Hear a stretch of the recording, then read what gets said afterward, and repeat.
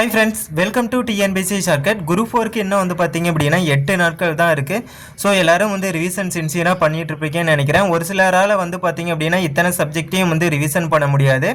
So அதுக்கு தான் உதவியாக நம்மளுடைய ஷார்ட்கட் வந்து மெட்டீரியல் வந்து இருக்குது. அட்லீஸ்ட் நீங்கள் வந்து இதையாச்சும் வந்து பார்த்தீங்க அப்படின்னா ரிவிஷன் பண்ணிட்டு போகணும். அது மட்டும் இல்லாமல் நம்மளுடைய ஷார்ட்கட் வந்து பார்த்தீங்க அப்படின்னா மறக்கவும் மறக்காது. ஸோ நம்ம ஒவ்வொரு சப்ஜெக்ட்லேயும் இருக்கக்கூடிய முக்கியமான டாபிக்ஸுக்கான வந்து ஷார்ட்கட் வந்து பார்ப்போம். ஸோ அந்த வகையில் இன்றைக்கி இந்திய பொருளாதாரம் பாடத்துல இருந்து ஒரு 35 முக்கியமான ஈஸியான ஷார்ட்கட் வந்து பார்க்க போறோம். ஸோ வீடியோவை ஸ்கிப் பண்ணாமல் முழுசாக பாருங்கள். ஃபர்ஸ்ட் ஒன், தமிழ்நாட்டின் அதிக எம்பிஐ உடைய மாவட்டங்கள் என்னென்ன அப்படின்னா காஞ்சிபுரம், சென்னை, கடலூர், கோயமுத்தூர், நாகப்பட்டினம். ஸோ இதை எப்படி ஷார்ட்கட் மூலமாக ஞாபகம் வச்சுக்கலாம் அப்படின்னா, காஞ்சனா படம் வந்து சென்னையில் எடுக்கும்போது கடல் அருகே இருந்த புத்தலை இருந்து நாகப்பாம்புகள் வந்து வேடிக்கை பார்த்துச்சான்.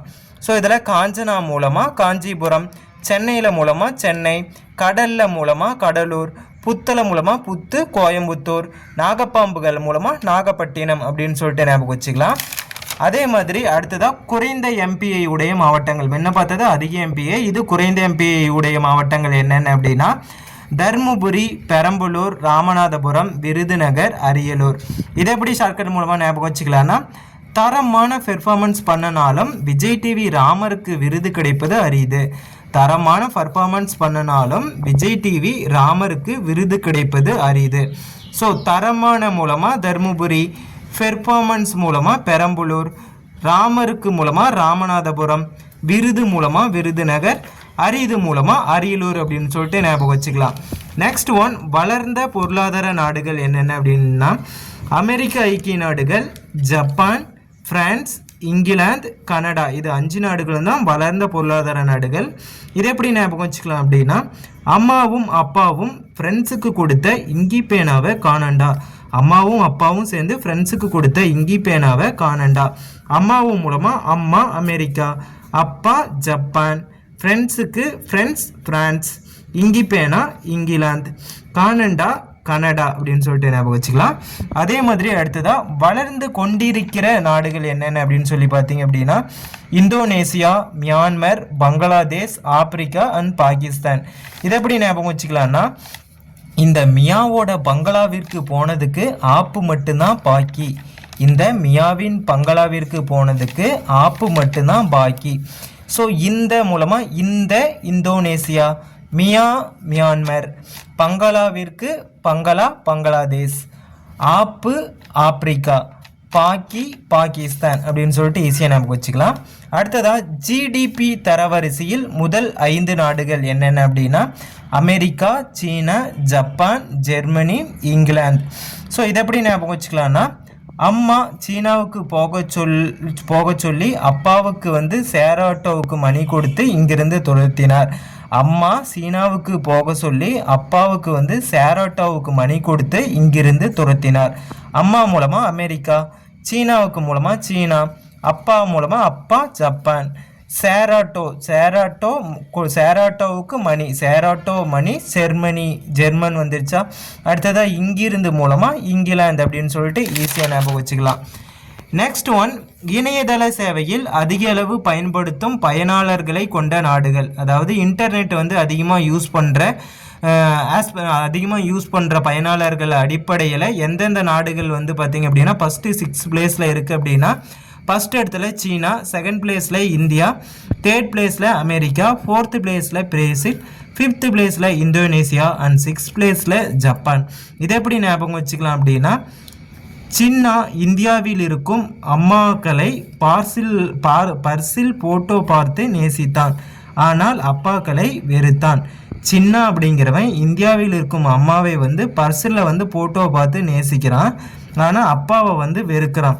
ஸோ சின்னா மூலமாக சின்னா சீனா, இந்தியா மூலமாக இந்தியா, அம்மா மூலமாக அமெரிக்கா, பர்சில் பிரேசில், அடுத்தது நேசித்தான் நேசி இந்தோனேசியா, அடுத்தது அப்பா ஜப்பான் அப்படின்னு சொல்லிட்டு ஈஸியாக ஞாபகம் வச்சுக்கலாம். அடுத்ததாக அதிக மக்கள் தொகை கொண்ட மாநிலங்கள் என்னென்ன அப்படின்னா ஃபர்ஸ்ட் பிளேஸில் Uttar Pradesh, second Maharashtra, third Bihar, fourth மேற்கு வங்காளம், ஃபிஃப்த் ஆந்திர பிரதேசம். இதை எப்படி ஞாபகம் வச்சுக்கலாம்னா உத்தரவை மீறிய மகா மீது கார் விட்டு ஏத்திட்டு மக்கு மாதிரி ஆத்திரப்படுறான். உத்தரவை மீறிய மகா மீது கார் விட்டு ஏத்திட்டு மக்கு மாதிரி ஆத்திரப்படுறான். ஸோ உத்தரவை மூலமாக உத்தரப்பிரதேசம், மகா மூலமாக மகாராஷ்டிரா, கார் மூலமாக பீகார், மக்கு மேற்கு மேற்கு வங்காளம், ஆத்திரப்படுறான் ஆந்திர பிரதேசம் அப்படின்னு சொல்லிட்டு சூப்பராக ஞாபகம் வச்சுக்கலாம். நெக்ஸ்ட் ஒன், அதிக மக்கள் தொகை கொண்ட மாநிலங்கள் என்னென்ன அப்படின்னா பீகார், வங்காளம், கேரளா அண்ட் உத்தரப்பிரதேசம். இதை எப்படி ஞாபகம் வச்சுக்கலாம் அப்படின்னா காரை வங்கள விட்ட கேரளாக்காரனை கைது செய்ய உத்தரவு போடப்பட்டது. காரை வங்கள விட்ட கேரளாக்காரனை கைது செய்ய உத்தரவு போடப்பட்டது. ஸோ காரை மூலமாக கார் பீகார், வங்கள வங்காளம், கேரளாக்காரனை மூலமாக கேரளா, உத்தரவு மூலமாக உத்தரப்பிரதேசம். ஸோ முன்ன பார்த்தது வந்து பார்த்திங்க அப்படின்னா அதிக மக்கள் தொகையை கொண்ட மாநிலங்கள், மிக அதிக மக்கள் தொகையை கொண்ட மாநிலங்கள். இது வந்து பார்த்திங்க அப்படின்னா அதிக மக்கள் தொகை கொண்ட மாநிலங்கள். அடுத்ததாக பார்த்திங்க அப்படின்னா குறைவான மக்கள் அடர்த்தி கொண்ட மாநிலங்கள் என்னென்ன அப்படின்னா அருணாச்சல பிரதேசம், மிசோரம், சிக்கிம், நாகாலாந்து. இதை எப்படி ஞாபகம் வச்சுக்கலாம் அப்படின்னா அருணா மிகவும் சோகமாக சிக்கிட்டோமே நாகப்பாம்பு கிட்ட அப்படின்னு சொல்லி புலம்பினார். அருணா மிகவும் சோகமாக சிக்கிக்கிட்டோமே நாகப்பாம்பு கிட்ட அப்படின்னு சொல்லி புலம்பினார்.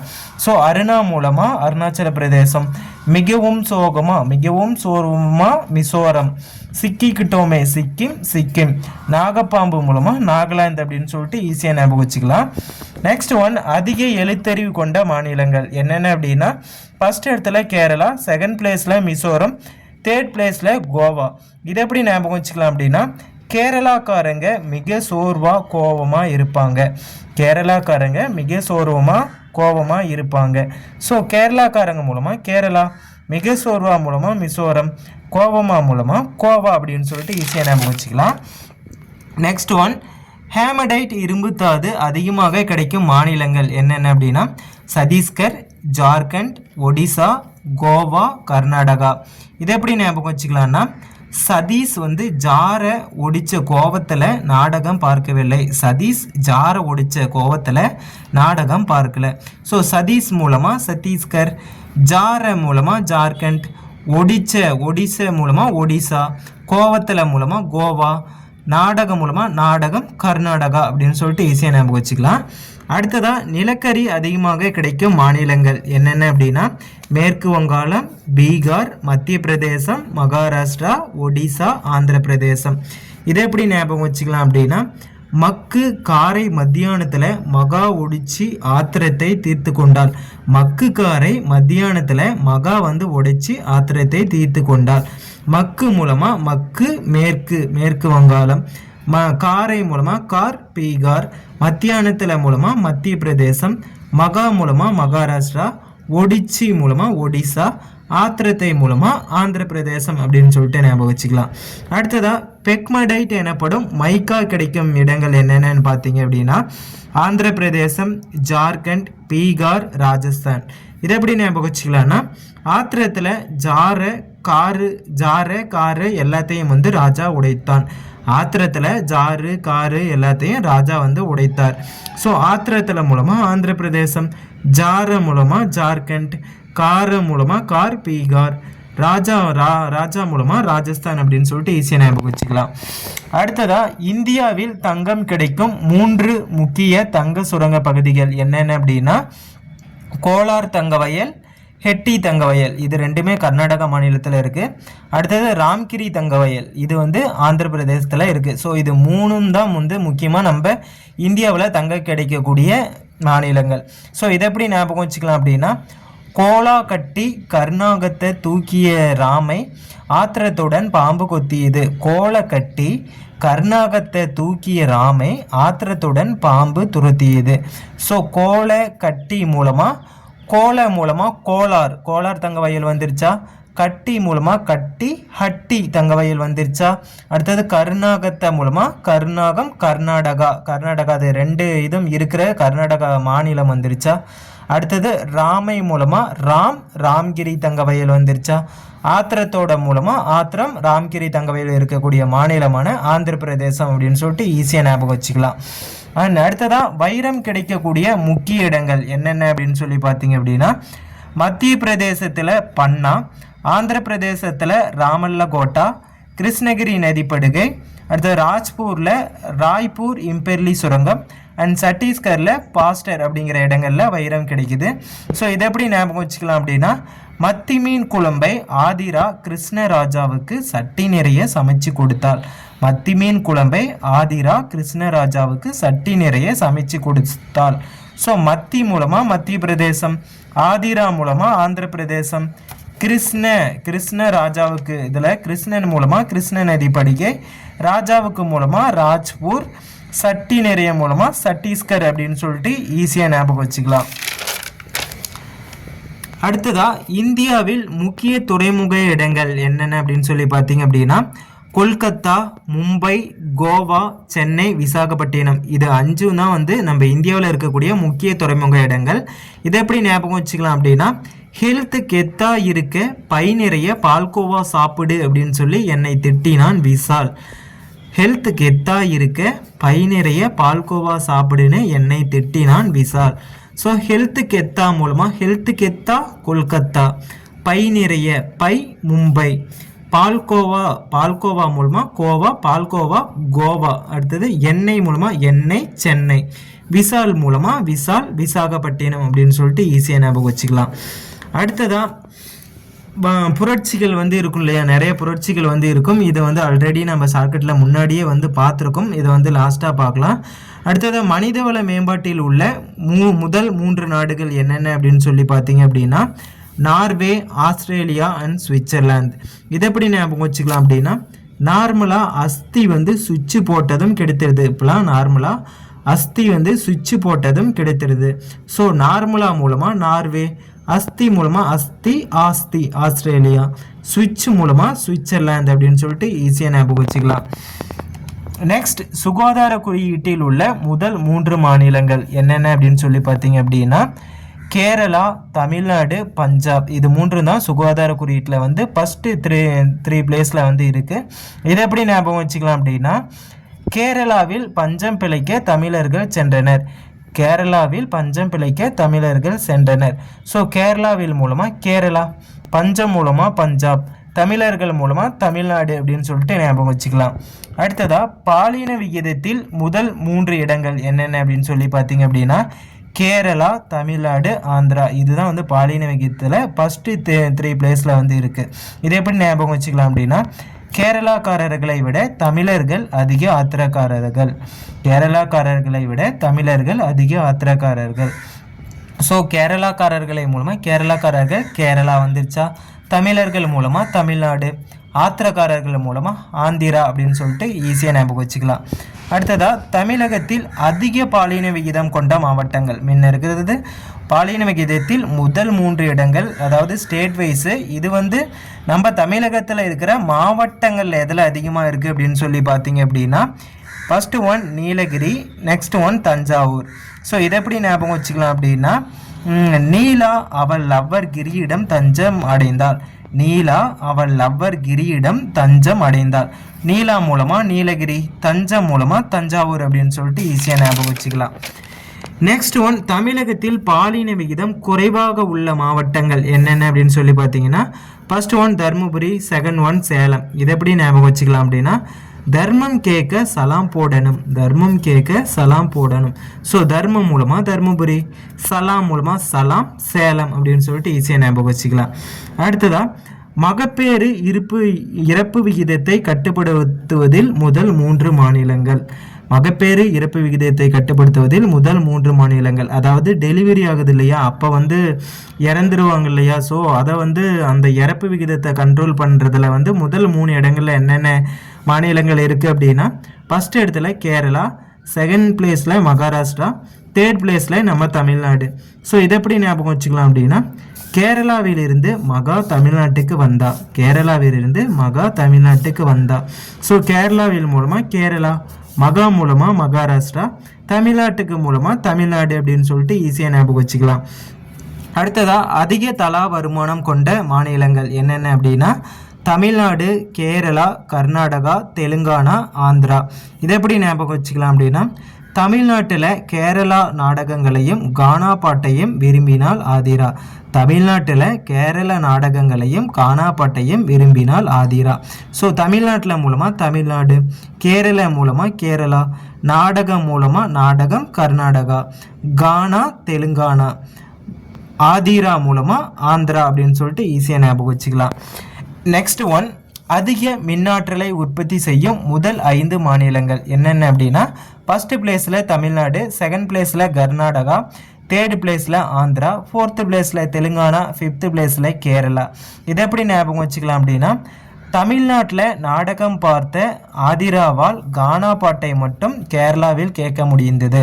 தமிழ்நாட்டில் நாடகம் பார்த்த ஆதிராவால் கானா பாட்டை மட்டும் கேரளாவில் கேட்க முடிந்தது.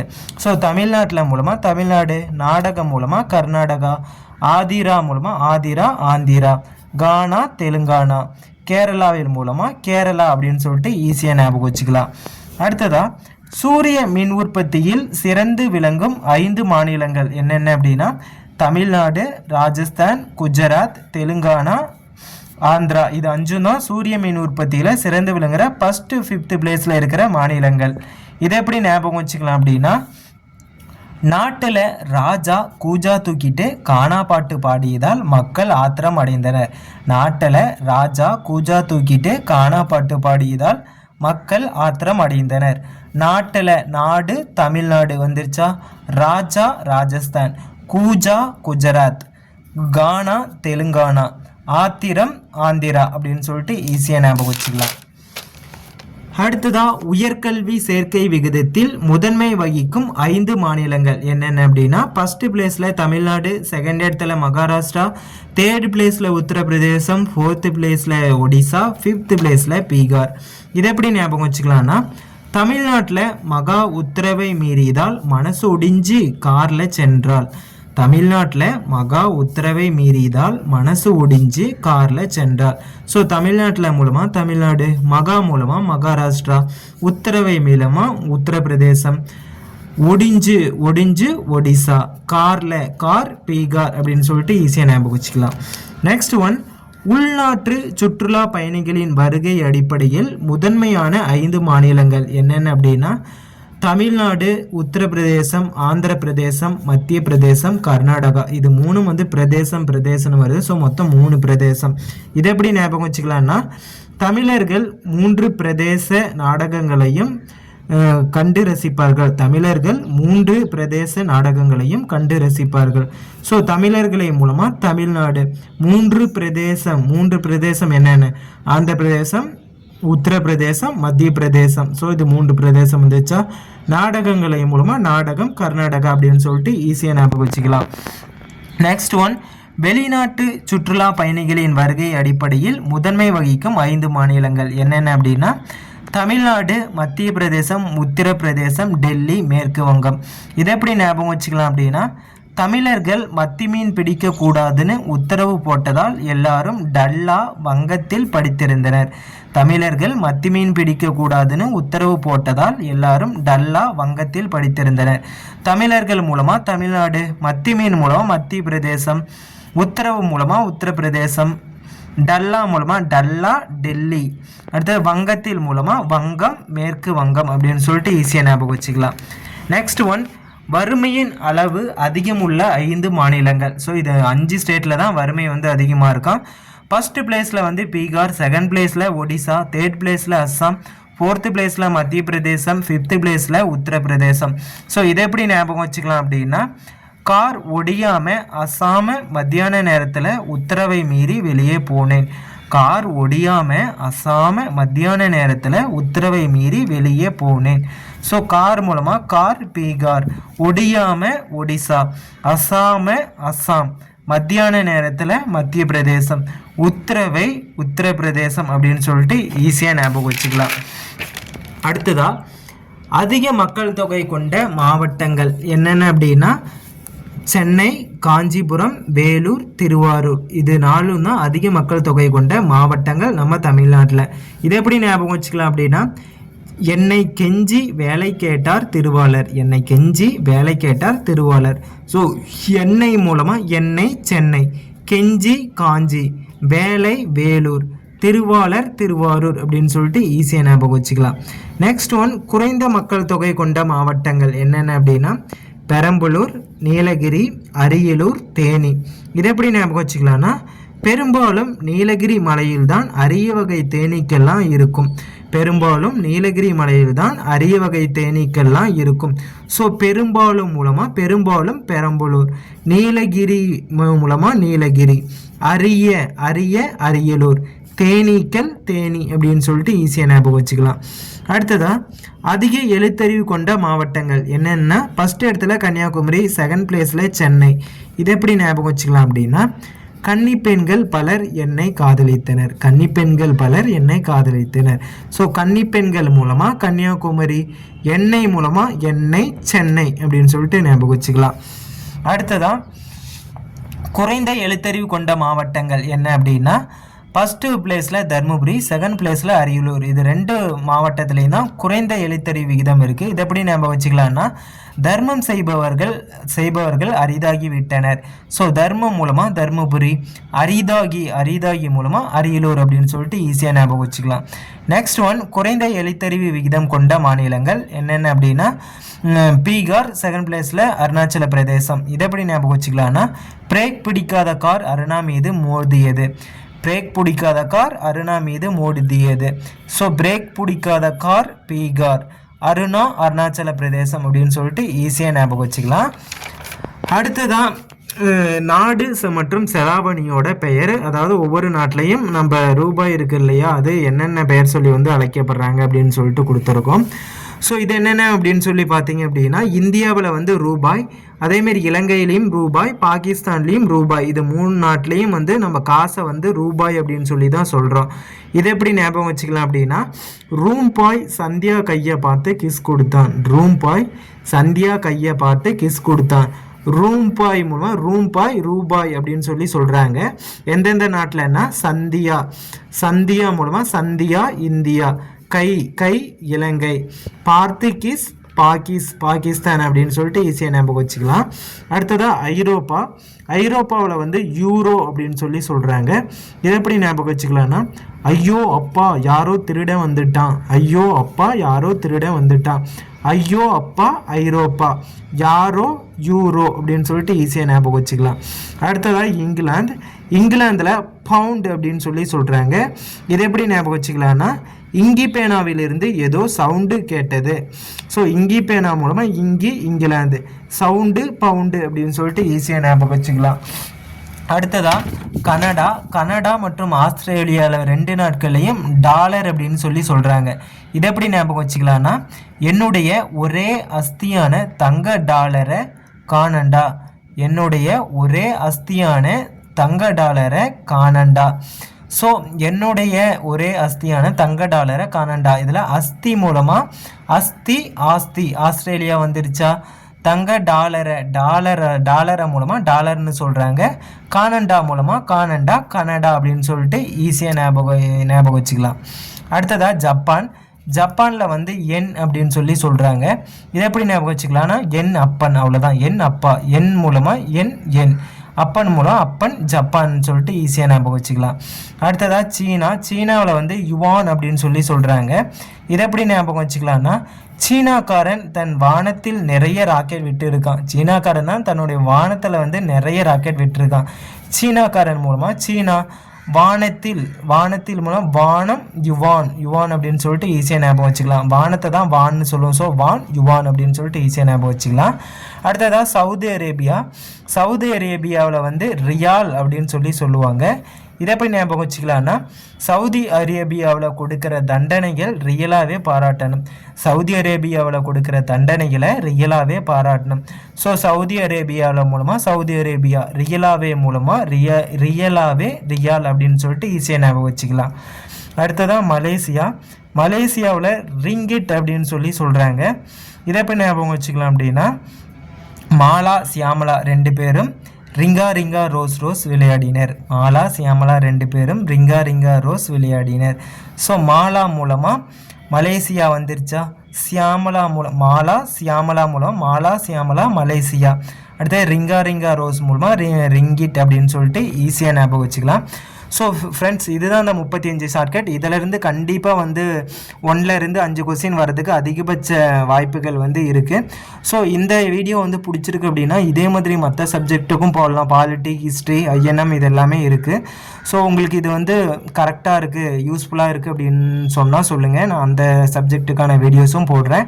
அண்ட் இந்த ஷார்ட்கட்டுக்கான பிடிஎஃப் பார்த்தீங்க அப்படின்னா நம்மக்கிட்ட மொத்தம் 200 ஷார்ட்கட் வந்து 4 சப்ஜெக்ட்டுக்கு இருக்குது. இதோட ப்ரைஸ் பார்த்தீங்க அப்படின்னா இப்போ வெறும் 100 ரூபாய்க்கு மட்டும்தான் ஆஃபர் ப்ரைஸில் கொடுத்துட்ருக்கோம்.